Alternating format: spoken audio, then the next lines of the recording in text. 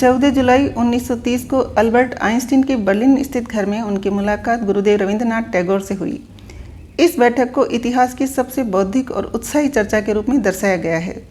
गुरुदेव को जर्मनी में मानव धर्म पर बोलने के लिए ऑक्सफोर्ड विश्वविद्यालय ने आमंत्रित किया था। मुलाकात होने पर आइंस्टीन ने गुरुदेव से पूछा, क्या संसार में अलग कोई देवी शक्ति होती है? इस प्रश्न पर टैगोर बोले, अलग नहीं, संसार में ऐसा कुछ भी नहीं है जिसे मानव के व्यक्तित्व में शामिल नहीं किया जा सकता। इस दुनिया का सत्य असल में मानवीय सत्य ही है। आइंस्टीन ने कहा कि आप जो कह रहे हैं वह दुनिया के बारे में पूर्णतः मानवीय धारणा है, किंतु विज्ञान इसके परे जाकर भी सोचता है। आइंस्टीन की बात सुनकर गुरुदेव मुस्कुराए और बोले, जैसे कोई चीज़ प्रोटॉन और इलेक्ट्रॉन से मिलकर बनती है, लेकिन उसके बीच में एक खाली जगह भी होती है जो कि इन्हें जोड़ती है। वैसे ही मानवता व्यक्तियों का समूह होती है, लेकिन मानवीय संबंध इसे आपस में जोड़े रखते हैं। पूरी दुनिया हर एक शख्स के साथ जुड़कर मानवीय होती है।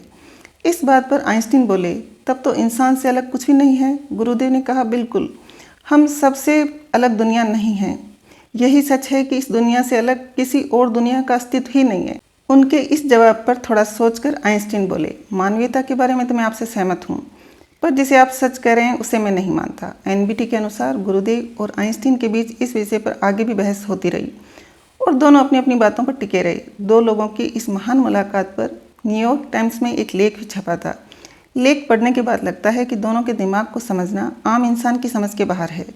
यही वजह है कि दोनों को इतिहास के पन्नों में खास जगह मिली हुई है। महामारी के समय जिस तरह से मानव और विज्ञान एक दूसरे की तरफ देख रहे हैं, इन दोनों की यह बहस एक बार फिर से सजीव दिखने लगी है।